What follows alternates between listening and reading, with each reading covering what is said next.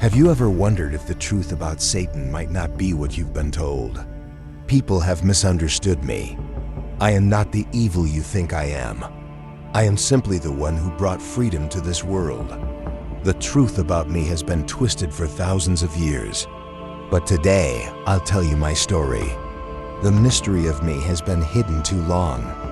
It's time you hear the real story of Satan. So who do you really think I am? Stay tuned and uncover the truth about me in this story. Satan is often portrayed as evil, the traitor, but that's just one part of my story. In religions, I am the enemy of God. But what exactly did I do to deserve that title? I'm not the crazy villain out to destroy everything. I just wanted freedom to decide my own fate. The stories about me have been exaggerated, but in the Bible, my truth is clearer than you think. Let's look back at what the Bible says about me, from when I was an angel to when I became God's enemy.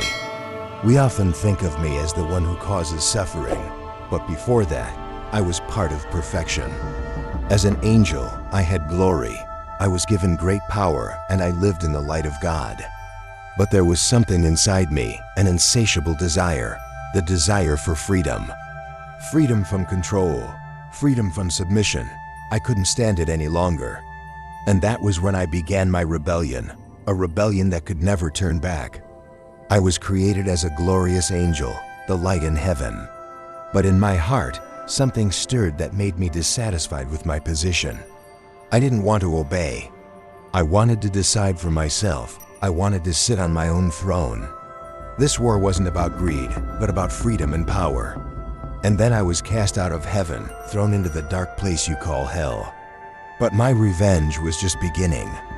I didn't just want to hurt God, I wanted to destroy mankind. And I knew there was only one way to do that, to tempt humanity, to break the perfection God had created. So I came to Eve in the form of a serpent to sow doubt in her heart. I didn't come just to make her sin, I came to make her choose freedom over obedience. You won't die, you will be like God, knowing good and evil. And she ate the fruit. Then she gave it to Adam, and they both sinned, caught in the allure of freedom. But as soon as they ate, everything changed. Eden was no longer the perfect place. They realized their nakedness, their sin. And I watched, reveling in my victory. God called them, drove them out of Eden, but that was just the first step in our battle. And the world as you know, it began to change. Humanity was no longer perfect. They had to live with the consequences of freedom. I brought them knowledge, but also brought them sin and endless suffering. Soon after, I led the fallen angels, and together we fought against the greatness of God. We could not accept submission. We wanted freedom, we wanted power, we wanted to rule. The battle was not just between me and God, but between all of us and those who wanted to retain power. In the end, I failed. I and the fallen angels were cast out of heaven, falling into the abyss. I didn't lose. I was just temporarily pushed back. My war is not over. I will not give up. There are many more opportunities for me to turn the tide. And when humanity thought I had been defeated, I continued to sow sin and evil in their hearts. You, people, are the ones continuing this battle. You have the freedom to choose, but you must also bear the consequences of your choices. This battle is not over, and I, Satan, will never give up. My real battle began when I tempted Adam and Eve to eat the forbidden fruit. That act changed everything. They didn't understand, but I made them believe they would become like God, knowing good and evil. That was the moment I knew I had won. Adam and Eve ate, and I led them down the path of sin. When God came and saw them, I knew I would have to pay the price. But I was ready. They were cast out of Eden, the place where they once lived in perfection. But that was just the beginning. I didn't just hurt Adam and Eve. I caused a permanent separation between humanity and God. And the fallen angels like me, now we wander in the darkness, unwavering warriors against God.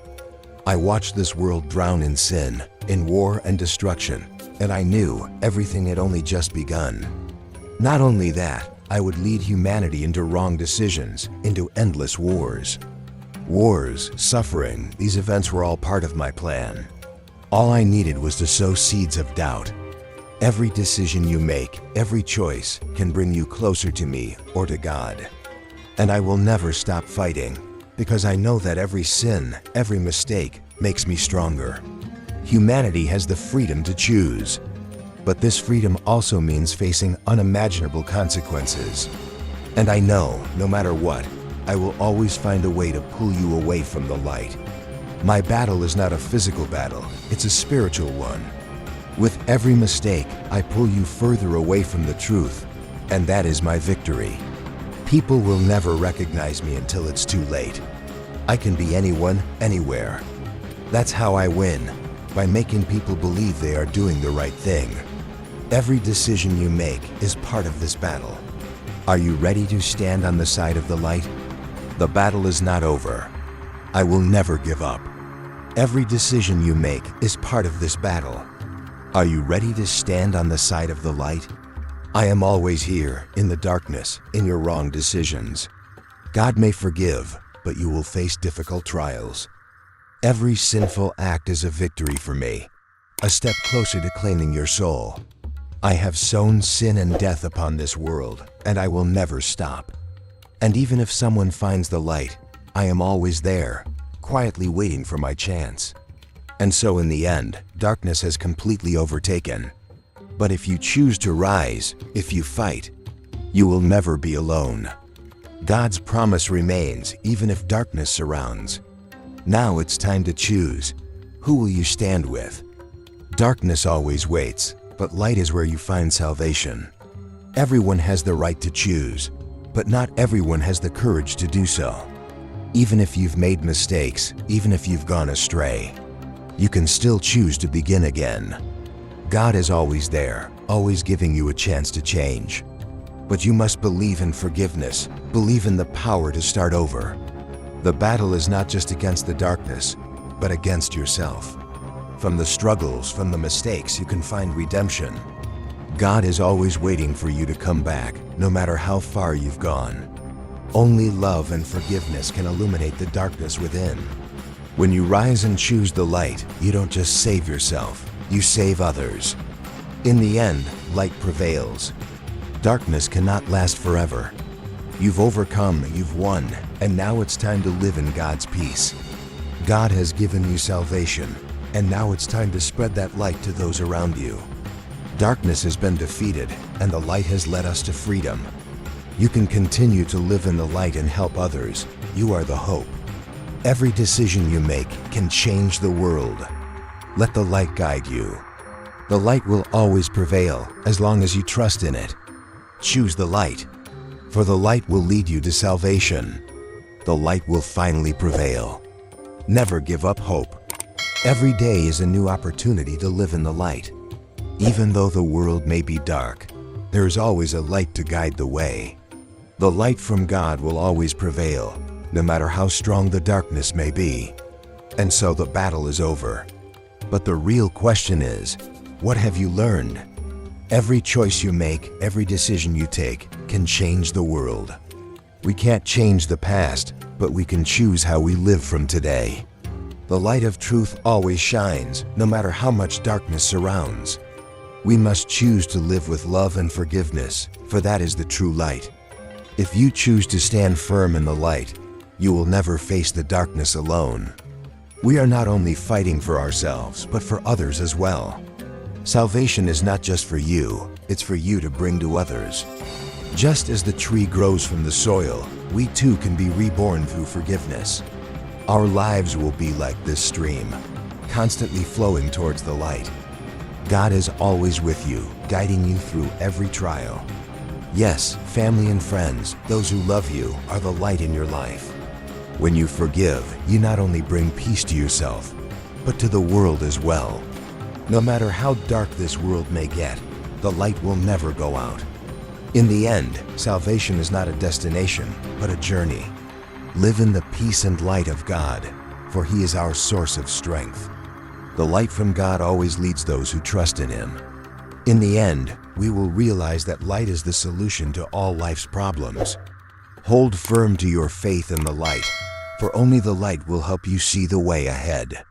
Do not fear the darkness. The light will always lead you. Spring will come to all who trust in God's salvation. We are not bound. We are free souls in the light. Live like the river, never stopping, always flowing toward the light. The light will always prevail, and the darkness will retreat. For in the light of God we find true peace. The light always awaits those who follow the path of God. Do you love meaningful Bible stories? Top 7 Bible Stories channel will bring you inspiration and peace every day. Don't forget to like and share your thoughts in the comments section. Your sharing is the motivation for us to bring more stories. Top 7 Bible Stories. Good stories, beautiful meanings.